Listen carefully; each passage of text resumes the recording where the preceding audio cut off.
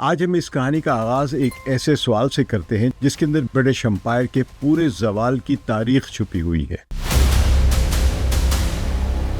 19ویں صدی میں British umpire کا عالمی تجارت میں 40% حصہ تھا۔ چین، سعودی عرب اور امریکہ کی موجودہ تمام تجارت کے حجم سے زیادہ بنتی ہے۔ سوال یہ کہ کیا برطانیہ واقعی دوسری عالمی جنگ جیتا تھا؟ لینڈ لیز دراصل امریکہ کی عالمی قیادت کی بنیاد بنتا ہے بعد میں۔ برطانیہ کو کس طرح دیوار سے لگا دیا گیا تھا؟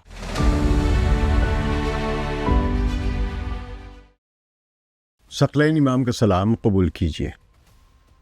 آج ہم اس کہانی کا آغاز ایک ایسے سوال سے کرتے ہیں جو بظاہر سادہ ہے مگر جس کے اندر 20ویں صدی کی عالمی سیاست، معیشت اور سلطنت برطانیہ برٹش امپائر کے پورے زوال کی تاریخ چھپی ہوئی ہے۔ 19ویں صدی میں برٹش امپائر کا عالمی تجارت میں 40% حصہ تھا۔ جتنی بھی گلوبل ٹریڈ ہوتی تھی اس میں ان کا حصہ 40% تھا۔ آج کے تناظر میں دیکھا جائے تو یہ جو مقدار ہے چین، سعودی عرب اور امریکہ کی موجودہ تمام تجارت کے حجم سے زیادہ بنتی ہے تناسب کے لحاظ سے۔ مگر یہی عظیم سلطنت اگلے 70 برسوں میں دوسری عالمی جنگ کے اختتام تک تحلیل ہو کر رہ گئی، ڈسزالو ہو گئی۔ سوال یہ کہ کیا برطانیہ واقعی دوسری عالمی جنگ جیتا تھا؟ اگر میدان جنگ میں فتح کو معیار بنایا جائے تو جواب ہاں میں ہے۔ لندن پر بمباری کے باوجود برطانیہ نہ ٹوٹا، نازی جرمنی کے سامنے نہ جھکا، بلکہ ڈٹ کر کھڑا رہا اور مقابلہ کیا، اور 1945 میں فاتح اتحادی طاقتوں میں شامل تھا۔ مگر اگر ہم اس جنگ کا حساب کتاب کی میز پر جائزہ لیں، اگر اعداد و شمار، قرضوں، ذخائر، کرنسی اور عالمی مالیتی طاقت کے پیمانوں سے اس فتح کو ناپیں تو تصویر یکسر بدل جاتی ہے۔ برطانوی مورخ ایڈم ٹوس، جن کی مشہور کتاب کا نام ہے the Deluge, the great war and the remaking of global order 1916 to 1931، اس میں وہ لکھتے ہیں کہ پہلی عالمی جنگ کے بعد سے ہی برطانیہ دراصل ایک ایسی طاقت بن چکا تھا جو اپنی پرانی شان کو قرض، امید اور سیاسی وقار کے سہارے برقرار رکھے ہوئے تھا۔ دوسری عالمی جنگ نے اس حقیقت کو بالکل عریاں کر دیا، مگر اس کی جڑیں اس سے بہت ہی پہلے پڑ چکی تھی اس کے زوال کی، یعنی وہ اسباب پیدا ہو چکے تھے جس سے ان کا زوال نظر آ رہا تھا۔ دوسری عالمی جنگ سے پہلے برطانیہ کوئی مالی طور پر صحت مند ریاست نہیں تھی۔ پہلی عالمی جنگ نے اس کی معیشت کو گہرے گھاؤ لگائے تھے۔ برطانوی خزانے کے سرکاری اعداد و شمار کے مطابق 1920 کی دہائی میں برطانیہ کا قومی قرض مجموعی قومی پیداوار یعنی جی ڈی پی کے تقریباً 150 سے 180% کے درمیان تھا۔ یہ جتنی جی ڈی پی کا سائز تھا اس سے 150% سے لے کر 180% تک بڑھا ہوا تھا۔ تو قرضے بے انتہا جی ڈی پی سے زیادہ ہو چکے تھے۔ تو مشہور معاشی مورخ بیری ایچ اپنی کتاب گلوبلائزنگ کیپٹل میں لکھتے ہیں کہ برطانیہ نے پہلی جنگ کے بعد ایک ایسا مالی بوجھ اٹھایا جو صرف اس لیے قابل برداشت تھا کیونکہ دنیا اب بھی پاؤنڈ سٹرلنگ کو مرکزی کرنسی مانتی تھی۔ یعنی اس وقت کی جو گلوبل کرنسی تھی جس پہ عالمی سطح پر تجارت ہوتی تھی وہ برطانیہ کا سٹرلنگ پاؤنڈ تھا، جس طرح آج کل امریکی ڈالر ہے۔ تو 19ویں صدی میں پاؤنڈ سٹرلنگ عالمی تجارت کی ریڑھ کی ہڈی تھا۔ لندن دنیا کا فائنانشل سینٹر یعنی مالیاتی مرکز تھا اور برطانوی بینک عالمی تجارت کو فائنانس کرتے تھے، اور سلطنت برطانیہ یعنی برٹش امپائر کے زیر اثر بندرگاہوں، ریلوے لائنوں اور مائنز کانوں اور جو زرعی پیداوار کے خطوں سے مسلسل دولت لندن کی طرف فلو کرتی تھی، بہتی تھی۔ مگر یہ نظام اندر سے کمزور ہو چکا تھا اتنی بڑے قرضوں کے ہجوم کی وجہ سے۔ امریکی مورخ چارلز کینڈلبرگر، جن کی کتاب دی ورلڈ ان ڈپریشن 1929 سے 1939 ایک کلاسک سمجھی جاتی کتاب، اس میں بھی وضاحت کرتے ہیں کہ عالمی معیشت اس وقت تک مستحکم رہتی ہے جب تک ایک طاقت اسے سہارا دیتی رہے۔ پہلی جنگ عظیم کے بعد برطانیہ میں یہ صلاحیت باقی نہیں رہی تھی۔ اور امریکہ اس کردار کو پوری طرح قبول کرنے کے لیے بھی تیار نہیں تھا، یعنی پہلی عالمی جنگ سے لے کر دوسری عالمی جنگ کے درمیان تک، کیونکہ 1939 میں پھر سیکنڈ ورلڈ وار شروع ہوتی ہے۔ تو اس وقت تک کی یہ تاریخ میں بتاتے ہیں کہ اس وقت تک امریکہ تیار نہیں تھا اور برطانیہ خود اس قابل نہیں تھا۔ تو 1929 کا گریٹ ڈپریشن یعنی عظیم کساد بازاری کا جو بحران ہوا تھا، وہ اس کمزوری کو کھل کر سامنے لے آیا۔ عالمی تجارت سکڑ گئی، برطانوی برآمدات گر گئی اور سونے کے ذخائر جو برطانیہ کے تھے وہ تیزی سے کم ہونے لگے۔ تو 1931 میں برطانیہ نے سونے کے معیار یعنی گولڈ سٹینڈرڈ کو ترک کر دیا، ڈی لنک کر دیا۔ سٹرلنگ پاؤنڈ جو پہلے ایک گولڈ کے ساتھ لنک تھا کہ اتنے سٹرلنگ پاؤنڈ سے اتنے اونس گولڈ ملے گا، اس نے اس کو ڈی لنک کر دیا۔ یہ فیصلہ محض تکنیکی نہیں تھا بلکہ ایک علامتی شکست تھی۔ سونے کے معیار سے علیحدگی کا مطلب یہ تھا کہ دنیا کو یہ پیغام مل گیا کہ پاؤنڈ اب وہ مضبوط ستون نہیں رہا جس پر عالمی مالیاتی نظام کھڑا ہو سکے۔ اس دوران امریکہ خاموشی سے طاقتور ہو رہا تھا۔ 1920 کی دہائی میں امریکی ڈالر عالمی تجارت میں جگہ بنانے لگا تھا۔ امریکہ کے پاس دنیا کا سب سے بڑا صنعتی ڈھانچہ تھا، سونے کے سب سے زیادہ ذخائر تھے، اور وہ جنگ کے بعد قرض دینے والا سب سے بڑا ملک بن چکا تھا۔ ایڈم ٹوز کے مطابق پہلی جنگ کے بعد اصل فاتح امریکہ تھا، مگر اسے خود بھی اس بات پر پورا شعور نہیں تھا یا وہ تیار نہیں تھا۔ جب 1939 یعنی 1939 میں دوسری عالمی جنگ شروع ہوئی تو برطانیہ پہلے ہی کمزور بنیادوں پر کھڑا تھا۔ اس وقت اس کا قومی قرض جی ڈی پی کے تقریباً 110% سے لے کر 130% کے درمیان تھا۔ یہ سطح خطرناک تو تھی، مگر اگر جنگ نہ ہوتی تو شاید سنبھالی جا سکتی تھی، مگر جنگ نے ہر حساب بدل دیا۔ جنگ کے آغاز کے ساتھ ہی برطانیہ کو اسلحہ، تیل، خوراک اور خام مال درآمد کرنا پڑا، اور جو جنگ کے سامان ہوتے ہیں یہ سب کچھ ڈالر میں خریدا جاتا تھا اس وقت، کیونکہ امریکہ سے خریدا جا رہا تھا۔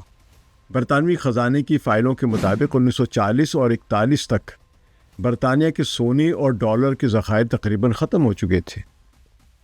وزیر اعظم ونسٹن چرچل نے 1940 میں ایک خفیہ یادداشت میں صاف الفاظ میں لکھا، اور یہ جملہ بعد میں ان کی سرکاری دستاویزات میں شامل بھی ہوا، کہ ہم نہ صرف ننگے ہو چکے ہیں بلکہ دیوالیہ بھی ہو چکے ہیں، اور اب ہمیں پرانی دنیا کے توازن کو درست کرنے کے لیے نئی دنیا کو پکارنا پڑے گا۔ یہ بالواسطہ امریکہ سے مدد کا ایک اشارہ تھا۔ یہ محض جذباتی زبان نہیں تھی، یہ ایک حقیقت کا اعتراف تھا جو انہوں نے اپنے خفیہ ڈائریز میں کیا ہے اس وقت۔ بعد میں یہ بات کھل کے سامنے آتی ہے۔ برطانیہ اب امریکہ کے بغیر جنگ جاری رکھنے کے قابل نہیں رہا تھا۔ اسی پس منظر میں امریکی صدر فرینکلن ڈی روزولٹ نے 1941 میں لینڈ لیز ایکٹ پیش کیا۔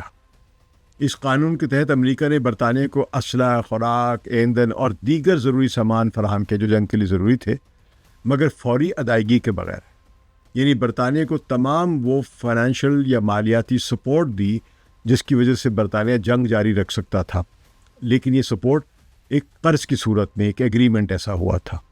تو روزولٹ نے کانگریس میں اس کی مثال دیتے ہوئے کہا، اور یہ جملہ ان کی تقریروں کے مجموعے میں موجود ہے، کہ یہ ایسا ہی ہے جیسے کسی ہمسائے کو باغ کی نلی دینا ہے، یعنی جس کا گھر آگ میں جل رہا ہو اور اس کو ہم پانی سپلائی کرنا شروع کر دیں۔